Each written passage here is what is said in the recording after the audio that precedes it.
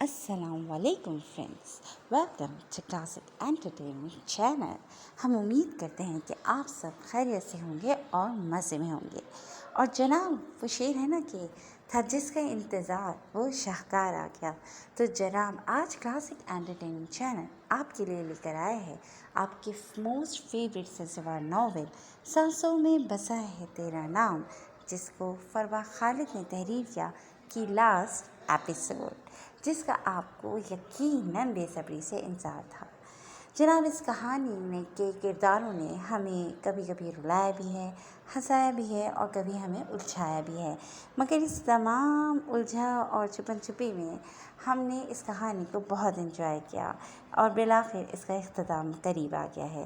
تو بس آج ہم اس ایپیسوڈ میں یہ جان لیں گے کہ حنات کی زندگی کیا واقعی خوشیوں سے بھر جائے گی یا وہ پھر سے خالی دامن رہ جائے گا، اور پھر وہبان اور انشا کا ملاپ اور دشمنوں کی ناکامی یا کامیابی، یہ سب ہم اس ایپیسوڈ میں جانیں گے۔ تو پھر دیر نہیں کرتے نا، چلتے ہیں ناول کی طرف، مگر اس سے پہلے ہماری ویڈیو کو لائک کریں اور ہمارے چینل کو سبسکرائب کریں اور آئیکن بٹن بھی دبائیں تاکہ ہماری نئی آنے والی ویڈیوز آپ کو سب سے پہلے دیکھنے کو ملیں۔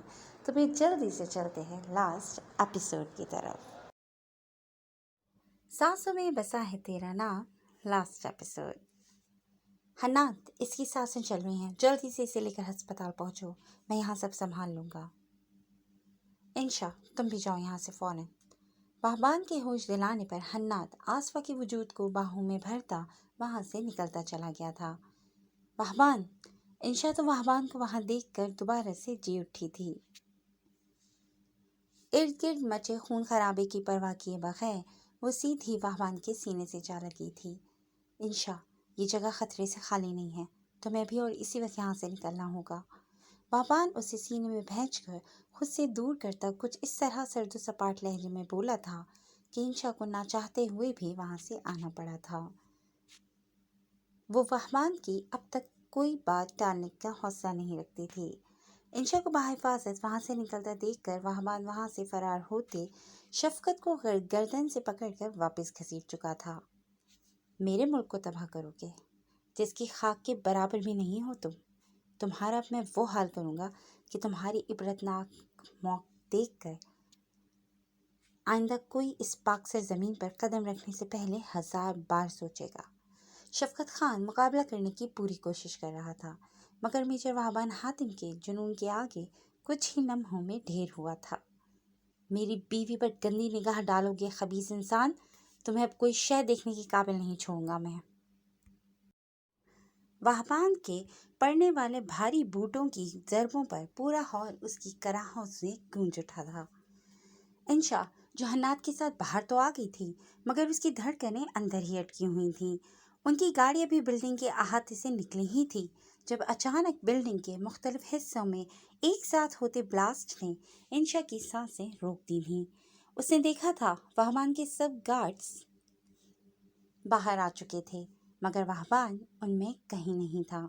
انشا جو ابھی کچھ لمحے پہلے وہبان کو زندہ سلامت اپنے سامنے کھڑے دیکھ کر جی اٹھی تھی، اب ایک بار پھر آپ کی شعلوں کی نظر ہوتی بلڈنگ دیکھ کر اس پر قیامت ٹوٹ پڑی تھی۔ برائی کا خاتمہ ہو چکا تھا۔ کرنل شیر خان کی ٹیم نے اتنی ساری ناکامیوں کے بعد اس بار دشمن کا اپنی پاک سرزمین سے صفایا کر دیا تھا، جن میں سر فہرست تھے ان کے 2 جان باز کمانڈوز وہبان حاتم اور حنات محتشم، جنہوں نے اپنی زندگیاں اپنا سب کچھ داؤ پر لگاتے ملک کو سب سے آگے رکھا تھا۔ اور ان کے بعد تھی ان کی لاڈلی اکلوتی بیٹی، جو کسی بھی ایجنسی یا فورسز کا حصہ نہ ہوتے ہوئے بھی اپنی پوری زندگی ملک کے لیے لڑتی آئی تھی، اور آخر میں ملک دشمن کے بھیس میں شامل انڈین جاسوس اپنی ماں کو بھی ختم کرنے سے نہیں کترائی تھی۔ اس نے ثابت کر دیا تھا کہ اسلام کی سربلندی سے آگے کچھ نہیں تھا۔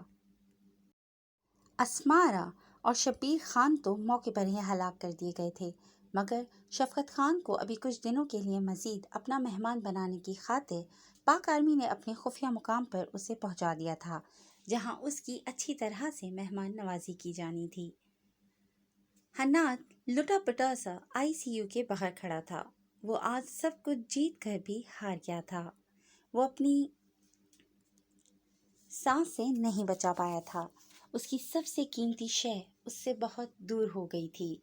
वो उस लड़की की शदीद नफरत तो बर्दाश्त कर सकता था, मगर उसको इस कदर अजियत में देखना हन्नात के लिए जानलेवा अजाब से बढ़कर था।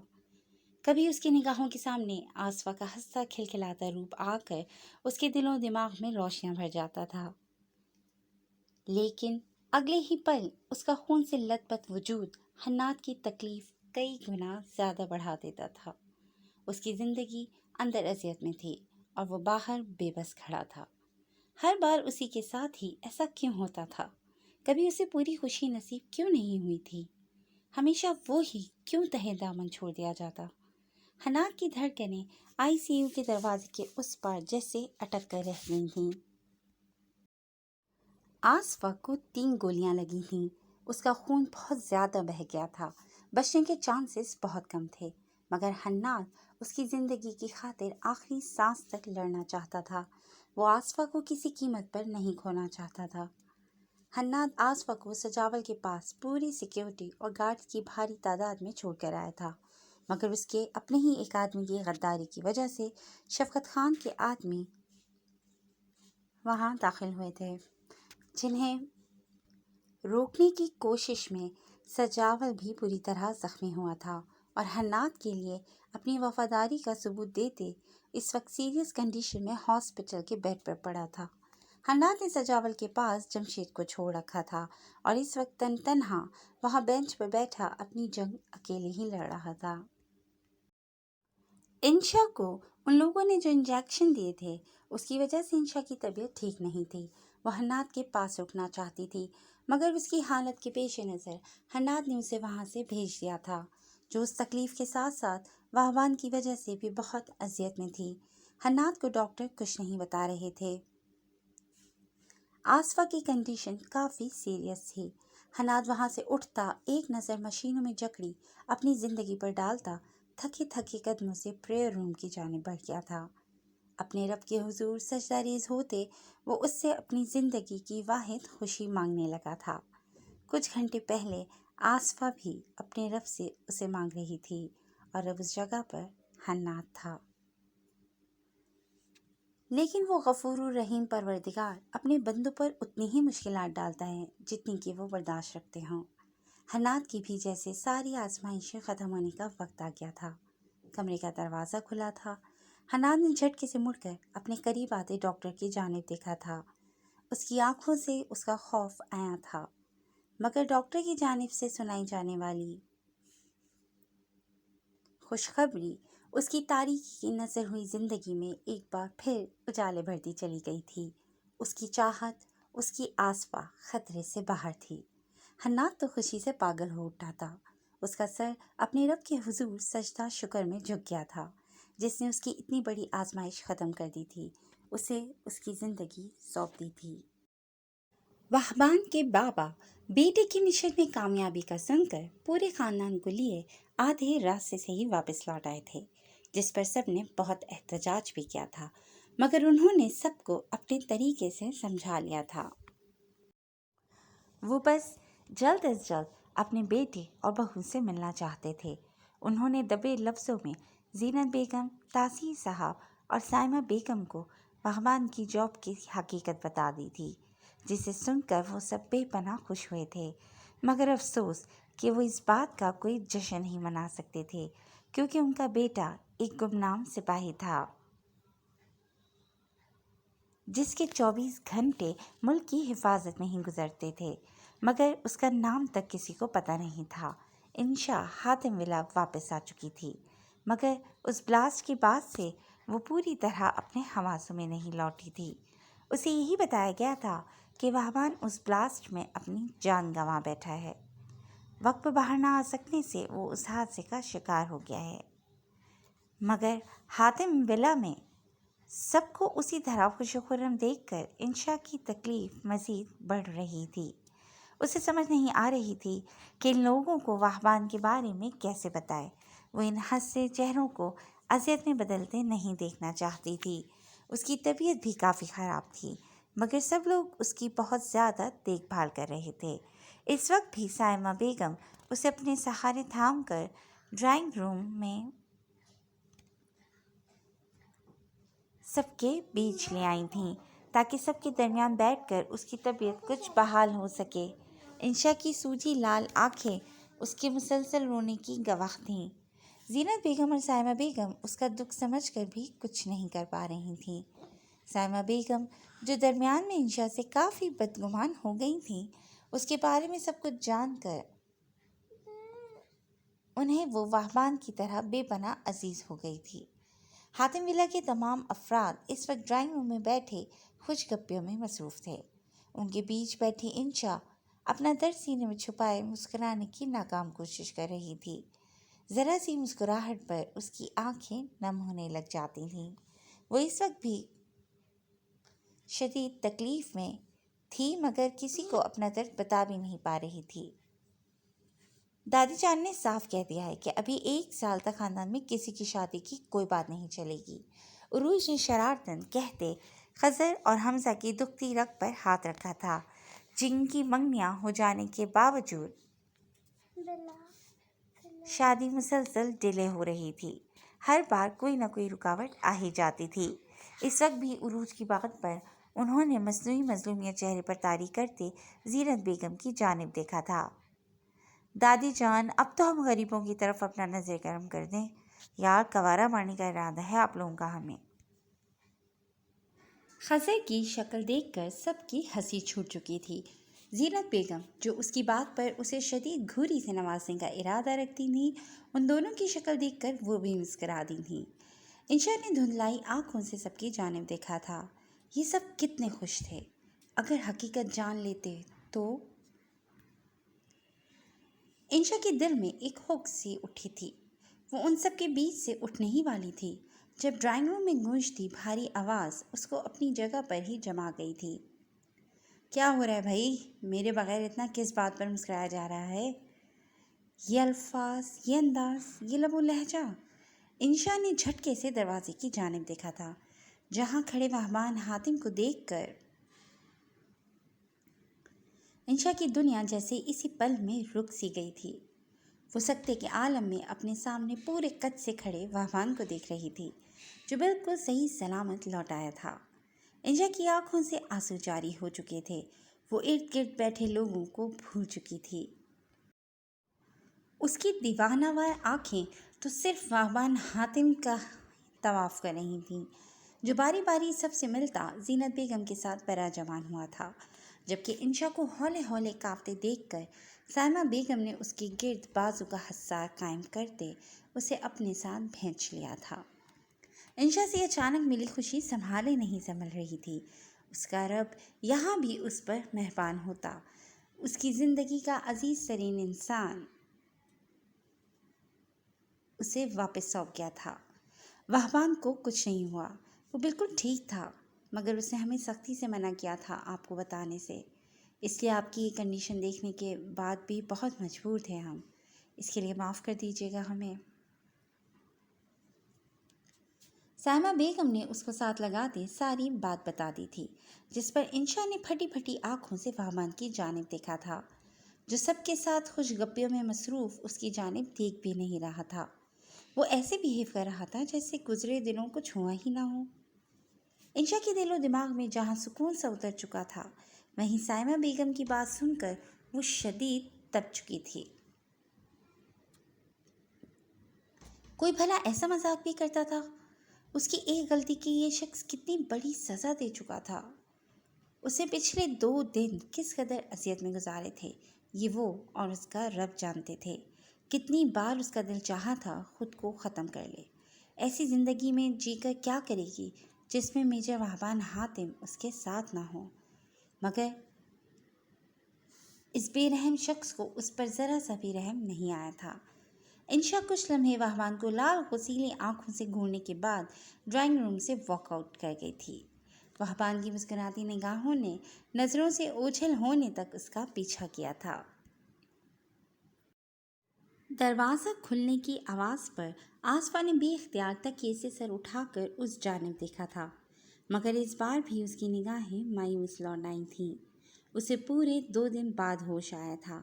نرسز کے کہے کے مطابق ان پچھلے 2 دنوں میں اس کی بے ہوشی کے دوران حنات اس کے پاس سے ہلا بھی نہیں تھا۔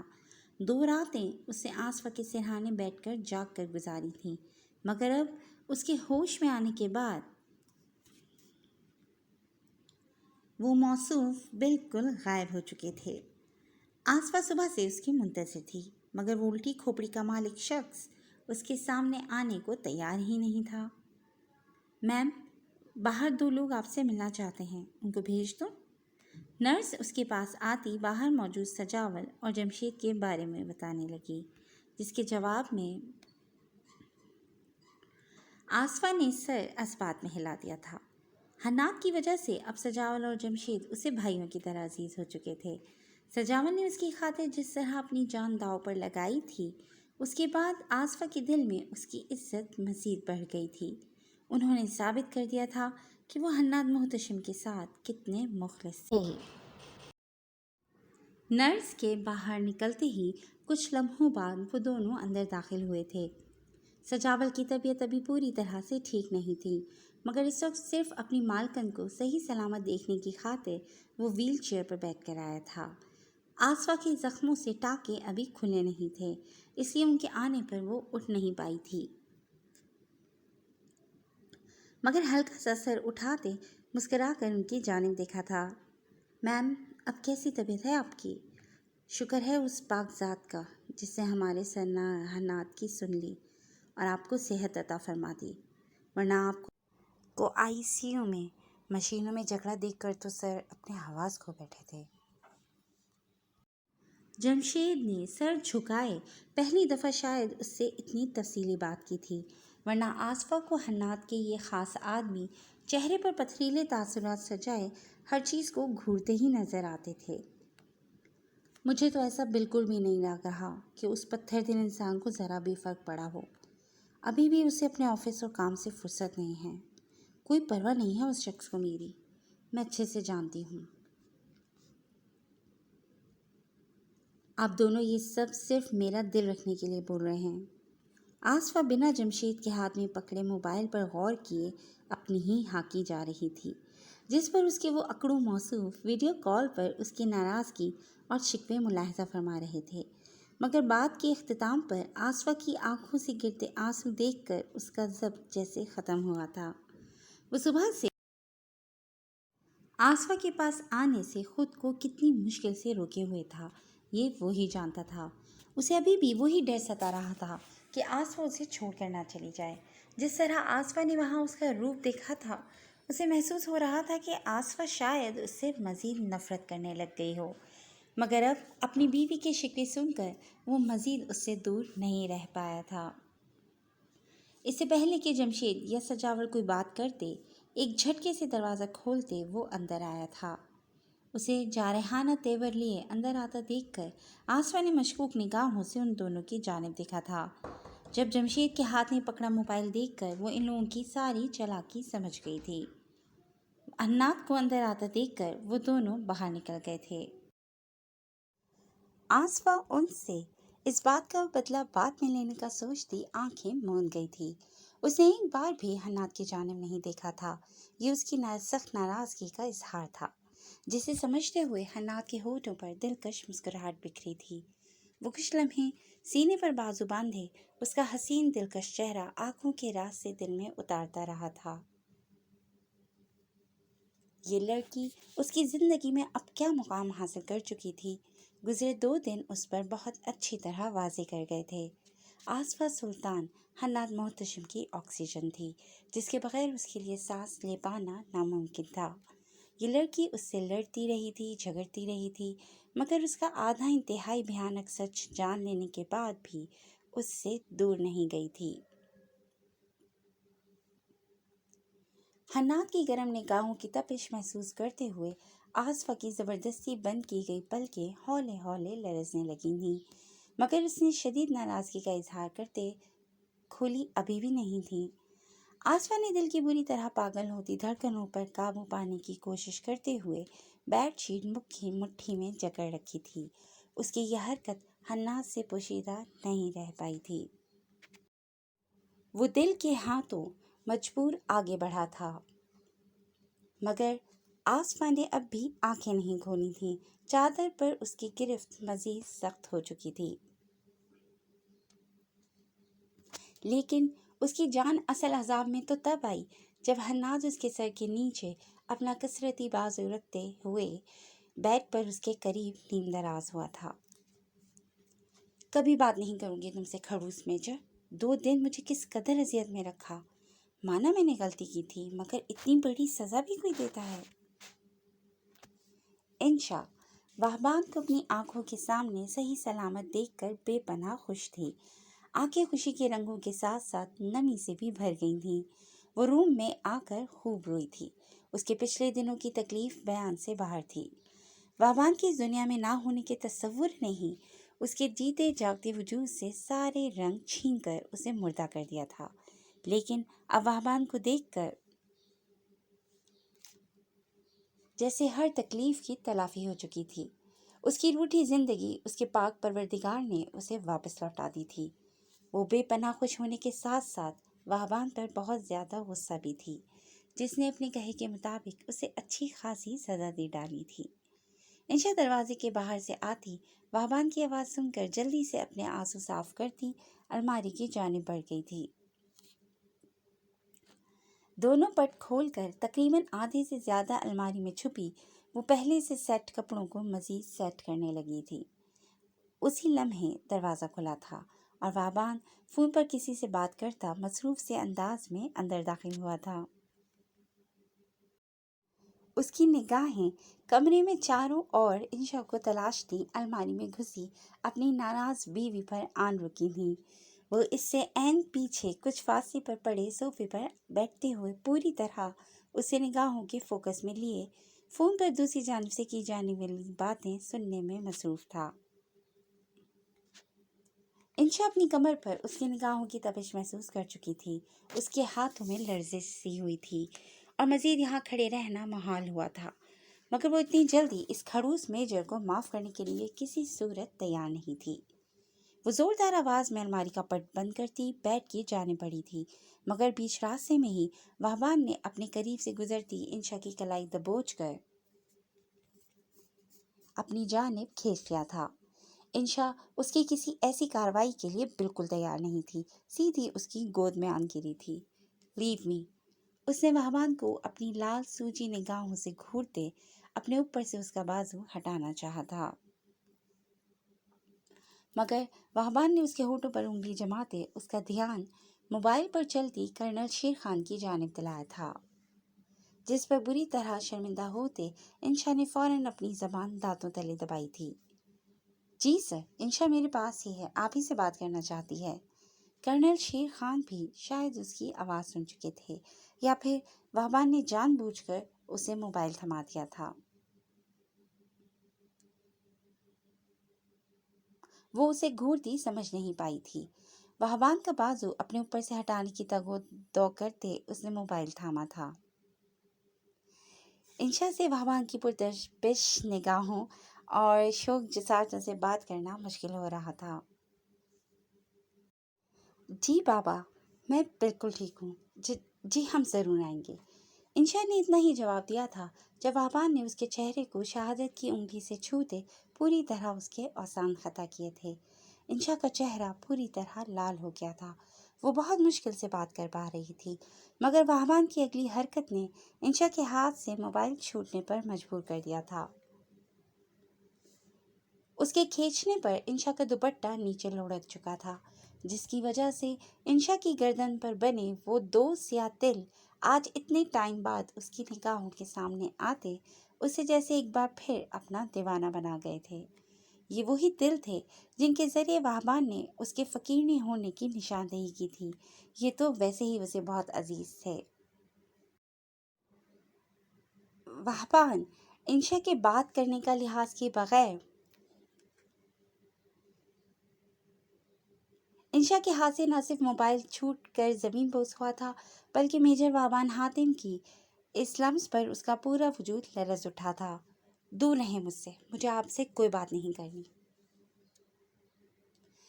انشا نے اس کے سینے پر دونوں ہتھیلیوں کا دباؤ ڈالتے اسے خود سے دور دھکیلا تھا۔ سویٹ ہارٹ، ناراض تو میں ہوں تم سے، منانا تمہیں چاہیے، جبکہ بہت سے کاموں کی طرح یہ کام بھی میں ہی کر رہا ہوں۔ وہبان نے اس کے پھولے لال ہوتے گال نرمی سے چھوئے تھے، جبکہ اس کی گرفت نرم پڑتی دیکھ کر انشا جلدی سے اس کے حصار سے نکلی تھی۔ آپ نے بہت غلط کیا ہے میرے ساتھ، جس کے لیے میں آپ کو کبھی معاف نہیں کروں گی۔ آپ نے 2 دن مجھے جس اذیت سے دوچار کیا ہے، اس کی سزا پورے 2 مہینے مجھ سے دور رہ کر دینی ہوگی۔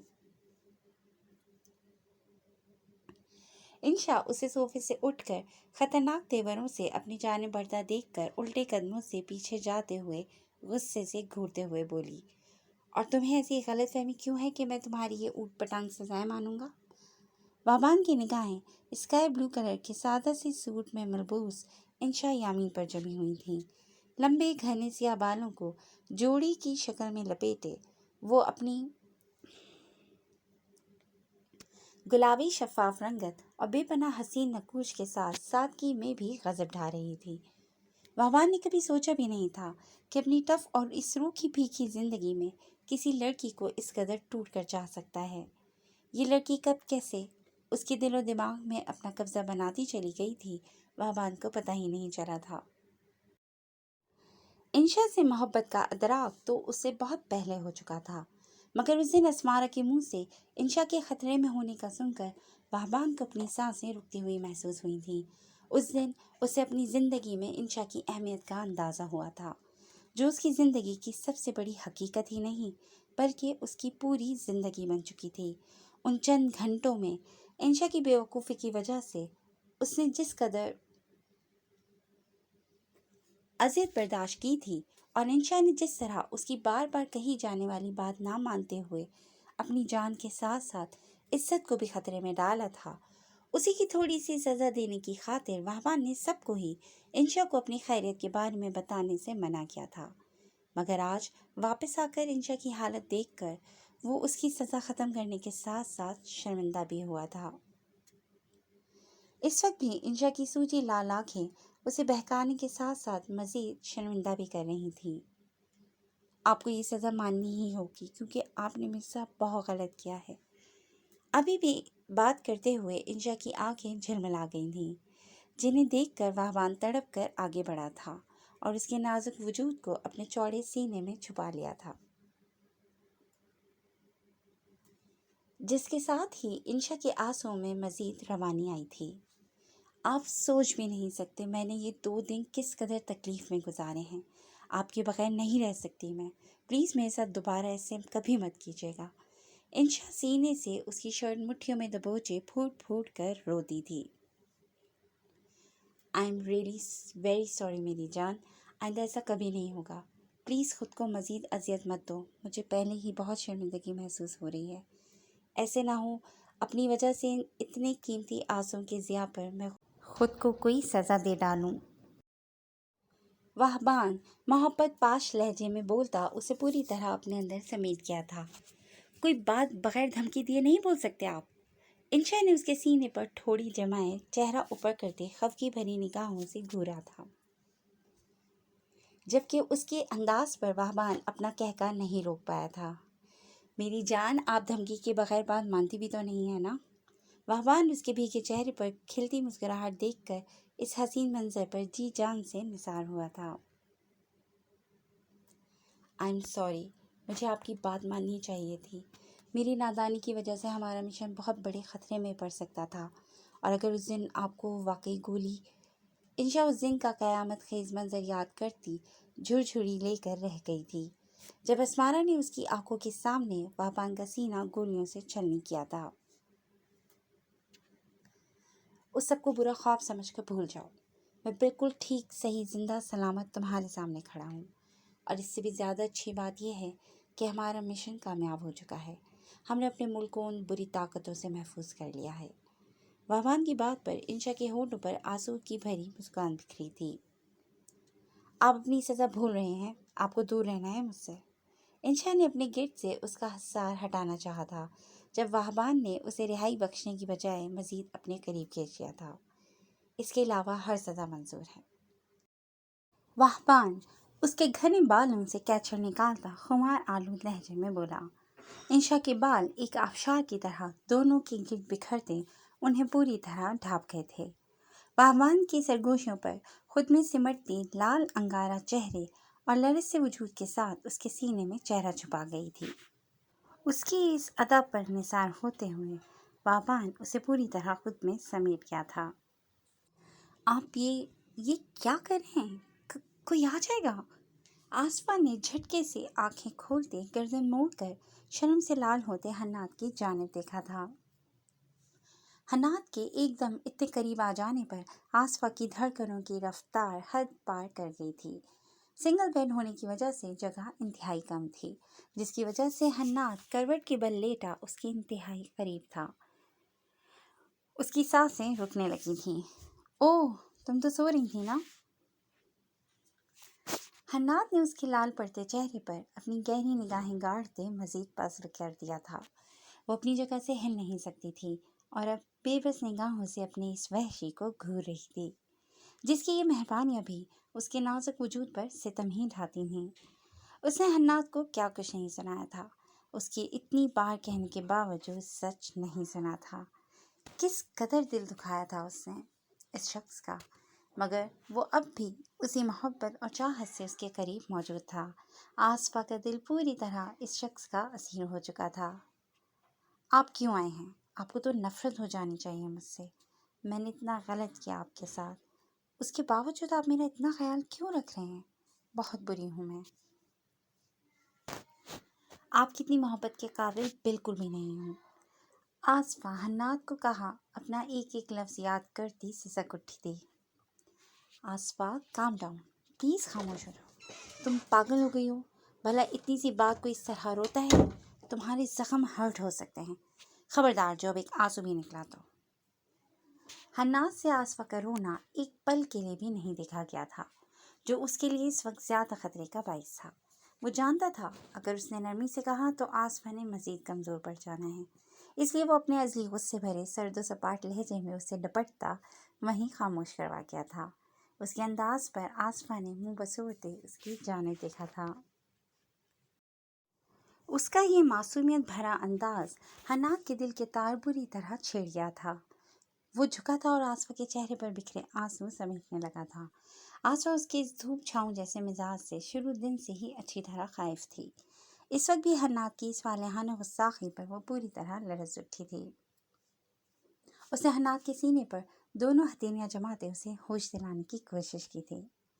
میری طبیعت ٹھیک نہیں ہے، اس نے کپ کپاتے ہونٹوں سے بمشکل یہ الفاظ ادا کرتے حنات کو احساس دلانا چاہا تھا، جس کے جواب میں حنات کا زندگی سے بھرپور قہقہ پورے کمرے میں گونجا تھا۔ آصفہ نے پہلی بار اسے اس قدر خوش دیکھا تھا۔ اس کی آنکھوں میں ہر وقت تیرتی اذیت کی جگہ اب خوشی کے دیے پوری آفتاب سے روشن تھے۔ آصفہ کتنے ہی لمحے مبہوت سی اسے تکے گئی تھی۔ یہ دنیا کا سب سے شاندار مرد صرف اس کا تھا، جو اسے دیوانوں کی طرح چاہتا تھا، اور اب تو وہ بھی اس دیوانے کی دیوانی بن چکی تھی۔ طبیعت ٹھیک نہیں ہے، اسی بات کا لحاظ کر رہا ہوں جانے من، ورنہ پچھلے دنوں خود سے دور رکھ کر تم نے مجھ پر جو ظلم ڈھایا ہے، اب تک اس ایک ایک لمحے کا حساب سود سمیت وصول کر چکا ہوتا۔ حنات نے اس کا چہرہ تھوڑی سے تھام کر اپنی جانب موڑتے خمار آلود لہجے میں کہا تھا۔ اس کے انداز میں چھپی وارننگ آصفہ کے تن بدن میں سنسنی سی پھیلا گئی تھی، لیکن اس کے ساتھ ہی آصفہ کو پچھلے دنوں حنات کے ساتھ روا رکھا اپنا بدصورت رویہ بھی یاد آتا اس کے چہرے سے مسکراہٹ ختم کر گیا تھا۔ حنات اس کی اداسی نوٹ کر چکا تھا، اس لیے اس کا سر اپنے چوڑے کندھے پر رکھتا وہ دھیمے سروں میں بولتا اسے اپنے ماضی کی تلخ یادوں سے آگاہ کرتا چلا گیا تھا۔ سجاول نے حنات کو بتا دیا تھا، مگر اس کے باوجود حنات خود اپنی زبانی آصفہ کو اپنی زندگی کے ہر پہلو سے آگاہ کرنا چاہتا تھا۔ آصفہ اس کے سینے سے لگی اس کی اذیت اپنے دل میں محسوس کر رہی تھی۔ آپ نے مجھے یہ سب پہلے کیوں نہیں بتایا؟ آپ اتنی اذیت میں تھے اور میں آپ کو دوہری ٹینشن دیتی رہی۔ آپ کو مجھ پر غصہ ہونا چاہیے، مجھے سزا دینی چاہیے۔ محبت میں اعتبار ہونا لازم ہے، اور میں اسی میں فیل ہو گئی۔ بہت بری ہوں نا میں۔ آصفہ کا گلٹ کسی صورت کم ہونے کا نام نہیں لے رہا تھا۔ اس سے پہلے کہ آصفہ مزید کچھ بولتی، حنات نے اس سے کہا، اگر روز صبح شام اسی محبت سے سوری بولو تو تمہاری غلطیوں کا ازالہ ہو سکتا ہے۔ حناد نے اس کو اپنے انداز میں جواب دیتے اس کی بولتی بند کر دی تھی۔ مجھے کوئی معافی نہیں چاہیے آپ سے، میں ایسے ہی ٹھیک ہوں۔ آصفہ نے چہرے پر شرم کی مسکراہٹ سجائے اسے دور دھکیلا تھا۔ اس شخص کی سحر انگیز مسکراہٹ ویسے ہی اس کے دل پر بجلیاں گرا رہی تھیں۔ اس سے اپنے دل کو سنبھالنا مشکل ہوا تھا۔ حناد کے لیے اس کے دل میں عزت مزید بڑھ چکی تھی، جس سے اس کے اتنے برے سلوک کے باوجود اس سے اتنے کھلے دل سے معاف کر دیا تھا۔ وہیں حناد دل کے دل میں اپنے رب کا لاکھ لاکھ شکر ادا کر رہا تھا، جس نے اسے اندھیروں میں بھٹکنے سے بچا کر واپس اس کی آسودگی بھری زندگی لوٹا دی تھی، جہاں نہ ہی ناک کی طرح ڈستی تنہائی تھی اور نہ شبیر خان، اسمارا اور شفقت خان جیسے سیاہ کردار تھے۔ اس کے پروردگار نے اس کی زندگی سے سیاہی ختم کر کے آصفہ جیسی پری پیکر کو بھیج دیا تھا، جو اب آہستہ آہستہ اپنی معصومیت سے اس بکھرے شخص کو خود میں سمیٹنے لگی تھی۔ آصفہ حناد کے سینے پر سر ٹکائے اپنے دل کی ہر بات کہتی چلی گئی تھی، جبکہ حناد تو اپنے لیے آصفہ کی بے پناہ محبت دیکھ کر خوشی سے نہال ہوا تھا۔ اس نے ہمیشہ یہی سنا تھا کہ محبت انسان کو برباد کر دیتی ہے، مگر آج اس ہر بات کی نفی ہو چکی تھی۔ آصفہ کو قیمتی متاع کی طرح سینے میں بھیجے وہ آنے والی اجالوں بھری زندگی کا استقبال کرنے کو تیار تھا۔ حناد واپس اپنی ایجنسی جوائن کر چکا تھا۔ بظاہر وہ اب بھی سب کے لیے بزنس مین حناد محتشم تھا، مگر اس کے ساتھ ہی وہ اپنی ڈیوٹی سر انجام دینے میں پیش تھا۔ دوبارہ یوں لوٹ کر آنے کا موقع کسی کو ہی ملتا تھا، اور حناد خود کو دنیا کا سب سے خوش قسمت انسان تصور کرنے لگا تھا، جس کی خوش بختی اس کی لاڈلی بیوی آصفہ سلطان تھی، جس نے اس کی زندگی میں قدم رکھتے ہی اسے رنگوں سے بھر دیا تھا۔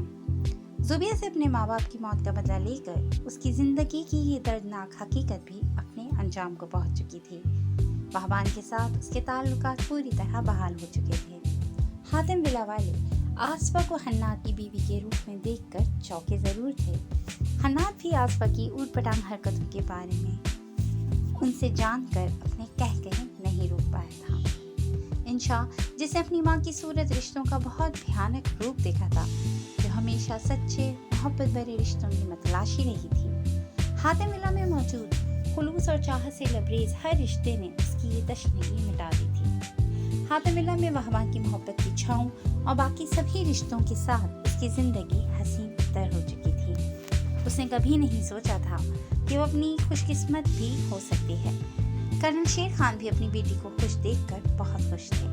اپنی زندگی کی تلخیوں سے مقابلہ کرتے وہ سب اپنے صبر کا میٹھا پھل پا چکے تھے، اور ایک دوسرے کی سنگت میں آگے آنے والے ہر طوفان کا ڈٹ کر سامنا کرنے کو تیار تھے، کیونکہ اب ان کے پاس محبت جیسی طاقت موجود تھی، جو انسان کو مضبوط بنا کر دنیا کے ہر طوفان سے لڑنا سکھا دیتی ہے۔ وہ سب بھی یہ ہنر سیکھ چکے تھے۔